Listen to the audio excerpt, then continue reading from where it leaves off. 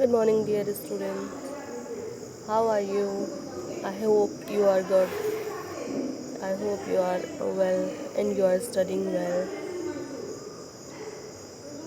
So, today we will discuss the lesson 5th, which name is Living in Houses. Do you know which is our three basic needs?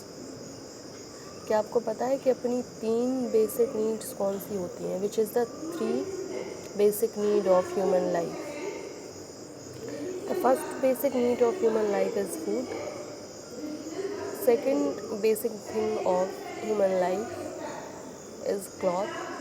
And the third one is house.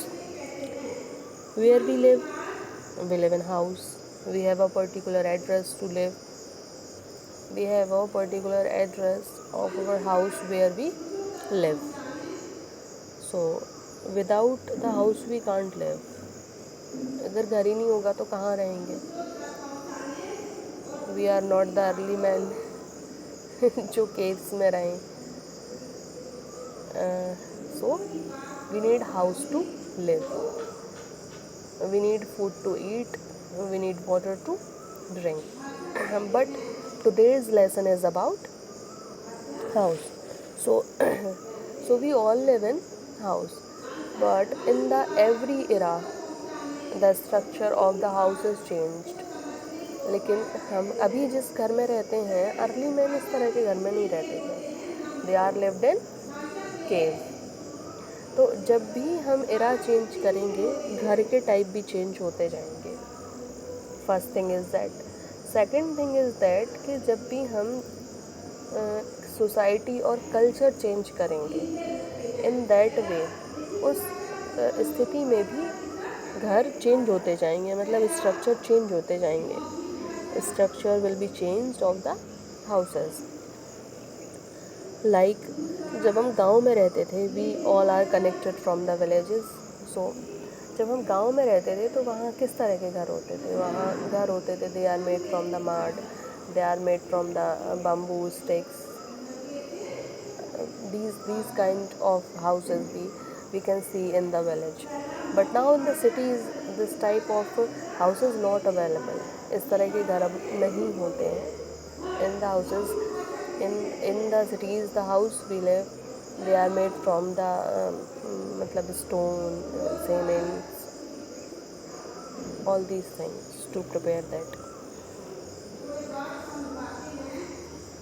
So we all need a house to live. हम सबको रहने के लिए घर की ज़रूरत होती है. A house protect us from heat, cold, rain and storm. और घर जो है वो हमको सर्दी से, गर्मी से, बारिश से, तूफ़ान से, हर तरह की चीज़ से बचाता है. It also protect us from thieves and animals. We feel secure in a house. A house also gives us comfort.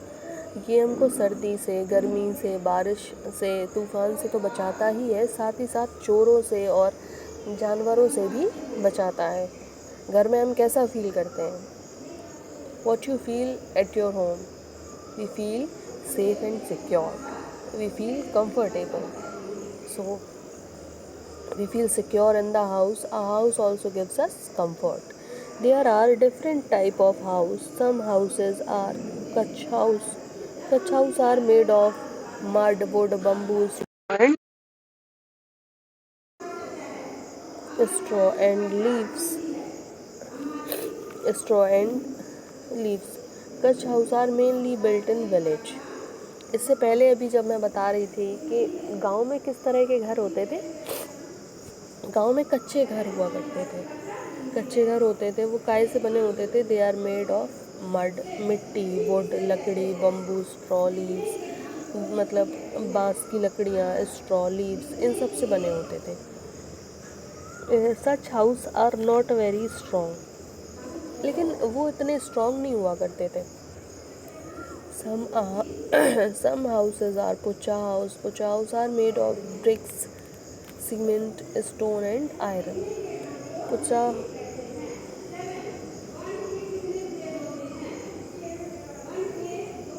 house are very strong. और इस तरह के जो घर होते हैं they basically find it in cities. इनको ये कहाँ मिलते हैं? सिटीज़ में मिलते हैं।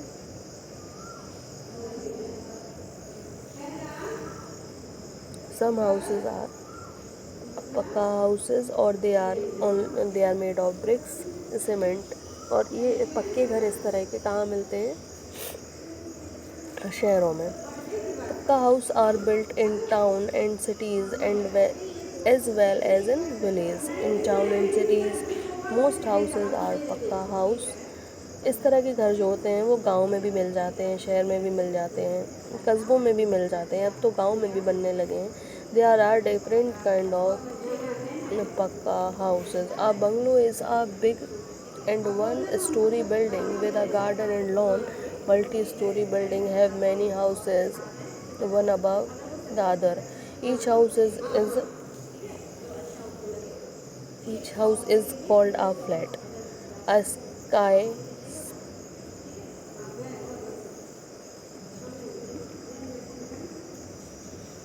A skyscraper is a very high building with many story. Multi-storied building and skyscrapers are found in cities. A bungalow with a big and one-story building with a garden and lawn. Bungalow क्या होता है? Bungalow single story building which is included with garden and lawn. ऐसा single storey house जिसमें lawn है, garden है, that is called bungalow. Multi storey buildings have many houses one above the other. और जो multi storey building होती हैं उनमें बहुत सारे हाउसेज होते हैं, एक के ऊपर एक, एक के ऊपर एक. शहरों में we all know about the multis. Each house is called a flat. और हर एक घर को क्या कहते हैं?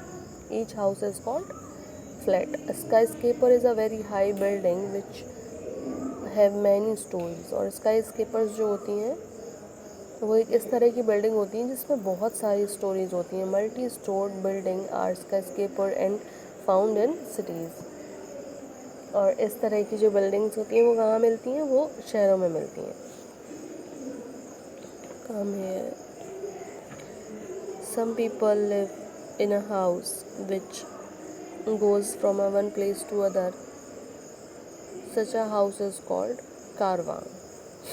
कुछ लोग इस तरह के घरों में रहते हैं जो एक जगह से दूसरी जगह तक ट्रांसफ़र हो सकते हैं. Some people live in a house which goes from one place to other.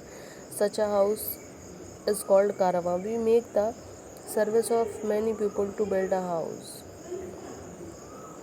And architect draw the design of the house.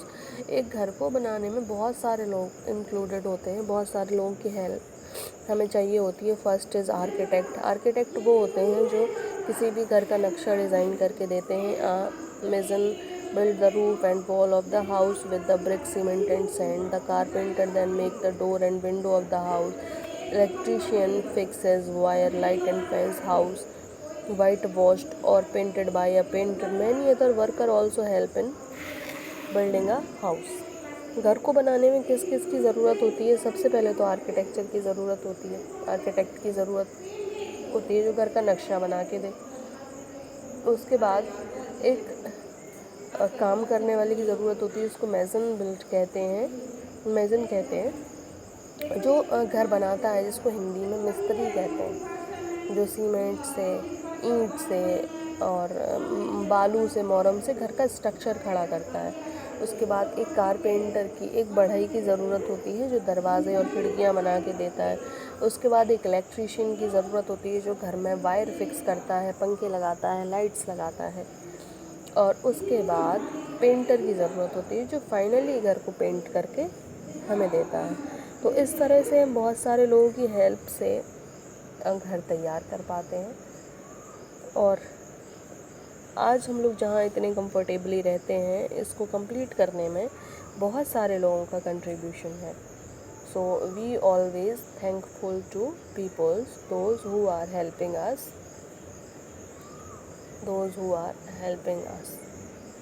Okay, thank you class.